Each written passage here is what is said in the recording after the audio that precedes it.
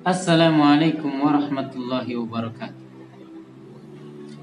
Saudara-saudaraku kaum muslimin, yahfadunallahu wa yahfadukum ajma'in.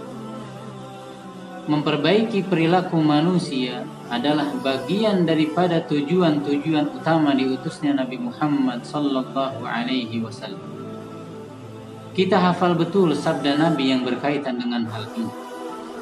Innama bu'ithu liutammima makarimul akhlaq.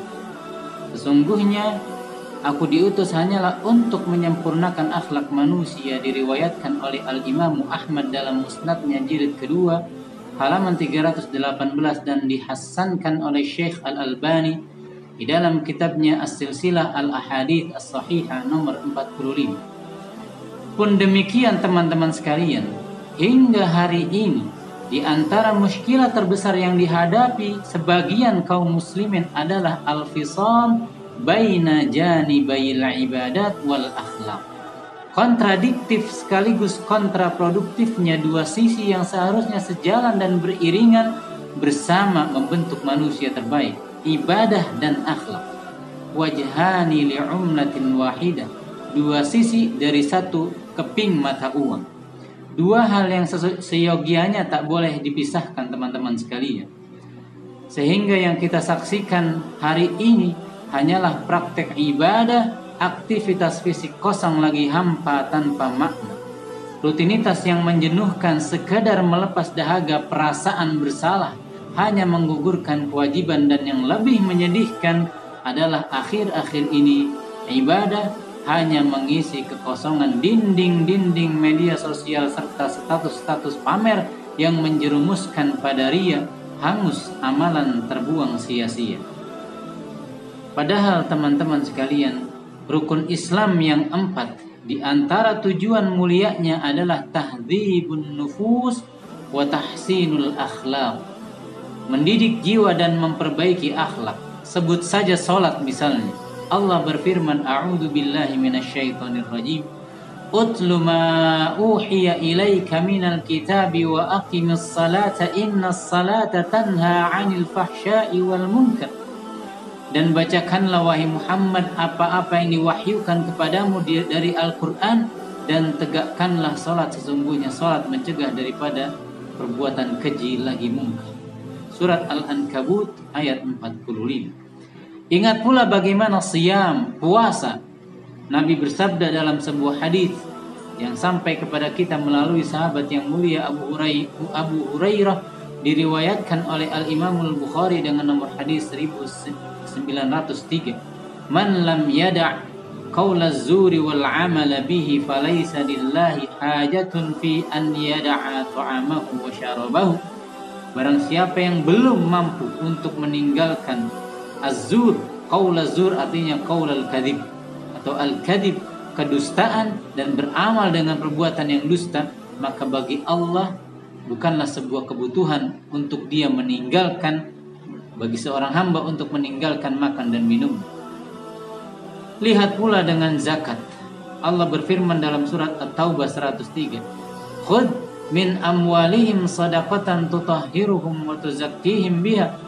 Ambillah dari harta-harta mereka sebuah zakat, sebuah sedekah yang dapat mentathhir dan mentazkiyah jiwa dan diri mereka. Dengannya, dengan zakat Allah ingin membersihkan kotoran-kotoran jiwa berupa nifaq, hasad, dengki, iri, sombong, ujub, riya, sum'ah. Dan itulah makna tutahhiru, dibersihkan. Lalu setelah bersih, Allah ingin dengan zakat tumbuh kebaikan dan keutamaan, kejujuran, kebenaran dalam iman, sabar, qanaah, syukur, ikhlas. Itulah makna tuzakkihim. Pun demikian dengan haji teman-teman sekalian. Dalam surat Al-Baqarah 197, Al-Hajju ashhurum ma'lumat, faman farada fihinna al-hajja fala rafatha wala fusuqa wala jidala fil hajj. Barang siapa yang sudah masuk dalam rangkaian ibadah haji, maka tidak boleh baginya berkata ar-rafas. Ar-rafas adalah al-jima' aslinya, bersetubuh, wa muqaddimatuhu, dan pendahuluannya, baik perbuatan maupun ucapan, seperti mencium, berbicara yang dapat merangsang gairah seksual seseorang. Kemudian ar-rafas juga perlu dikatakan bahwa ia adalah aslinya al-kalamul fahish al-badi, ucapan yang menjijikan lagi keji.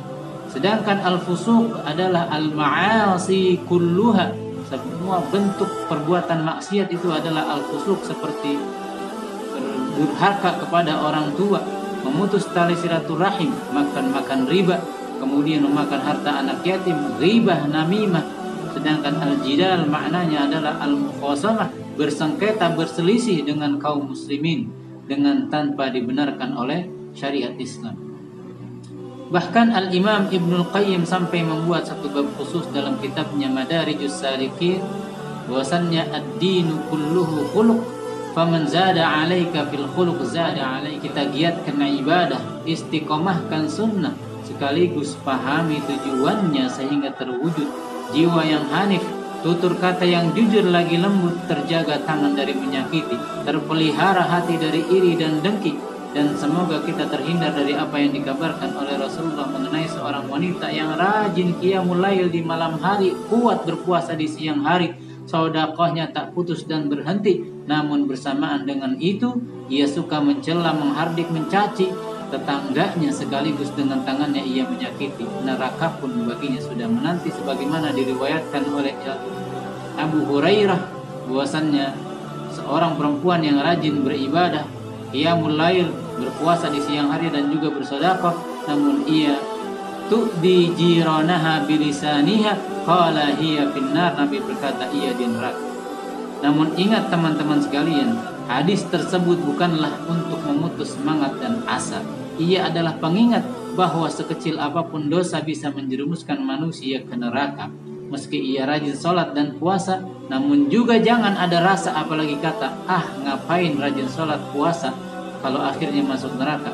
Tapi laksanakanlah ibadah karena Allah semata, iringkanlah, gugurkanlah dosa dengan pahala, wa atbi'is sayyi'atal hasanata tamhuha wa khaliqin nas bi khuluqin hasanin.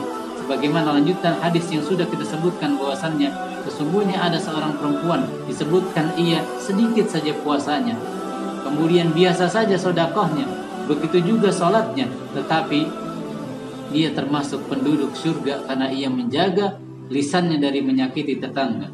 Dan jangan menyerah serta putus asa dari terus melaksanakan sunnah dan ibadah, karena ada seorang laki-laki yang datang kepada Nabi dan berkata, inna fulanan yusalli bil lail, sungguh si fulan biasa salat di tengah malam, fa idza asbaha saraqa, kalau pagi ia mencuri.